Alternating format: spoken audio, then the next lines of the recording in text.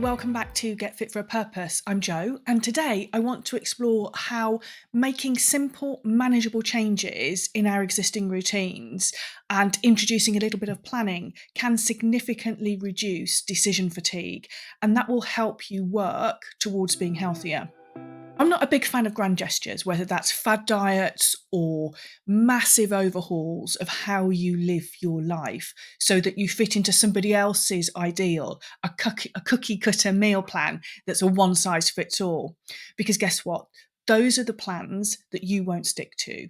You won't enjoy them and they don't allow you to have a normal social life. So for me, it's all about the small adjustments and tweaks to your current lifestyle that can help you live better, simplify your daily choices, and focus on you having a plan. So let's start with our workout routines. If you're overwhelmed by fitting exercise into a hectic week, I would always recommend scheduling your workouts as fixed appointments in your calendar, rather than leaving it to chance or for when you get the opportunity at some point in the week because you know you need to do 2 or 3 workouts, because that's not going to happen. What you need to do is to start making exercise a consistent part of your day. And to do that, you need to plan it in. When these sessions are planned ahead, you don't have a daily debate in your head about, well, shall I work out today or not? You've reduced that mental load significantly and you've made room for you to take some action. And that's what helps you build towards a healthier lifestyle. So for a lot of people, a morning workout works well for them. And there's a number of reasons for that. 30 to 40 minutes into your day, and you could already have completed your workout for the day. So you're already winning the day. And that's quite motivational for a lot of people.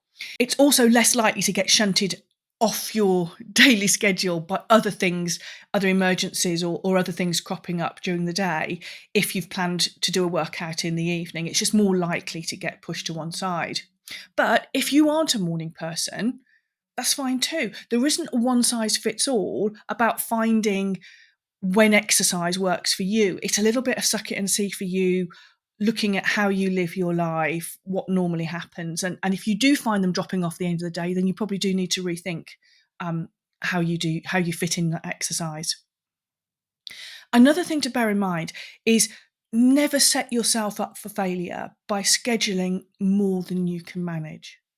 So if an hour at the gym is completely daunting for you, or it's really difficult to fit in your day, especially if you need to factor in time of getting to and from the gym, why not scheduling a 20 to 30 minute session instead? Perhaps do a home workout so you haven't got to factor in that travel time to the gym. Recognise what's feasible for you and plan that. If you make those fitness goals achievable, if you set realistic expectations for you, something that aligns with your daily life, your commitments, then you reduce the stress of trying to squeeze in workouts on top of everything else that's on your plate. And when what you have planned is achievable, you're much more likely to stick with a plan. And once you've got into that habit of having consistency around your workouts, that's when you're going to see progress. So consistency in an exercise routine is really important. And let's be realistic, some days things just don't go as planned. If you miss a gym session, it's important that you don't write off the day. A home workout, even if it's just 10 to 15 minutes of bodyweight exercises, or a brisk walk around the block in the evening, or marching on the spot in front of the TV, or whilst you're in the kitchen preparing the dinner, maybe doing some squats, it's still better than nothing. It keeps that momentum going, that focus on you and on being active. It reinforces the habit of being active, of doing what you can. And every little step that you take to keeping that bit more active, it moves you forward.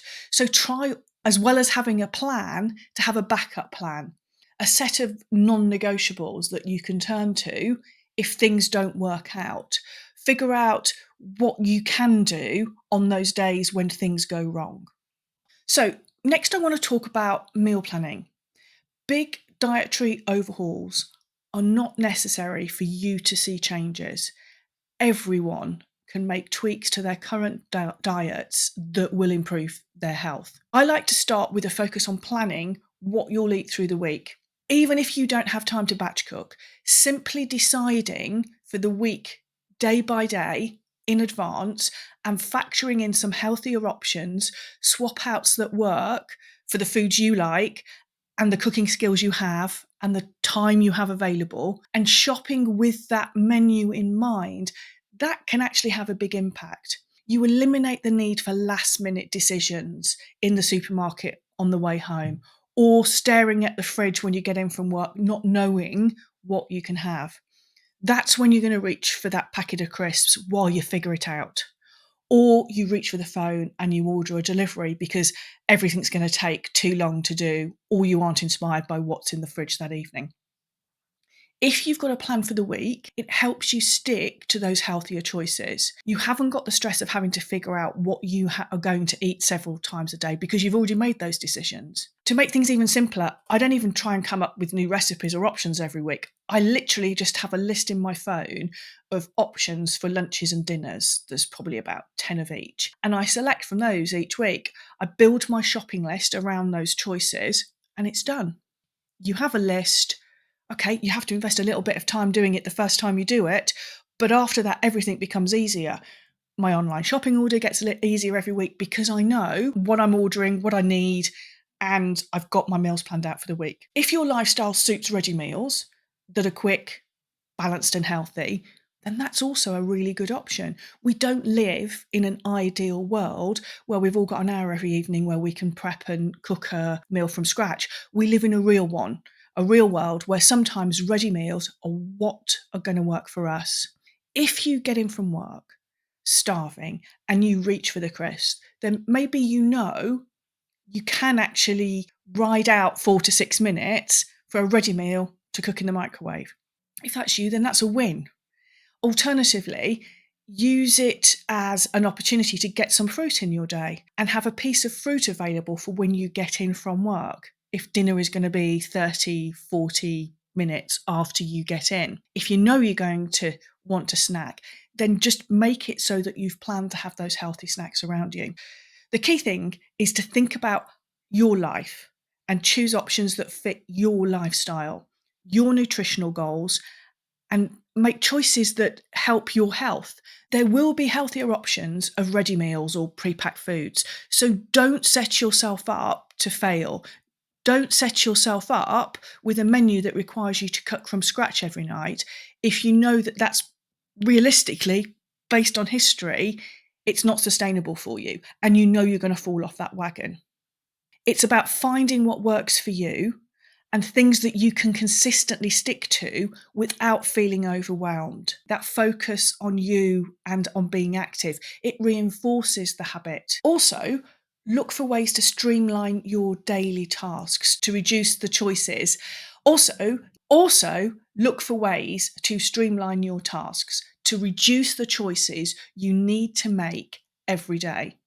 So by this, I mean automating or simplifying things where possible. So I use the example of my list of meals on my phone. You can use apps to track your workouts to see that progress to motivate you. Or you can set reminders for your next meal prep or menu planning session.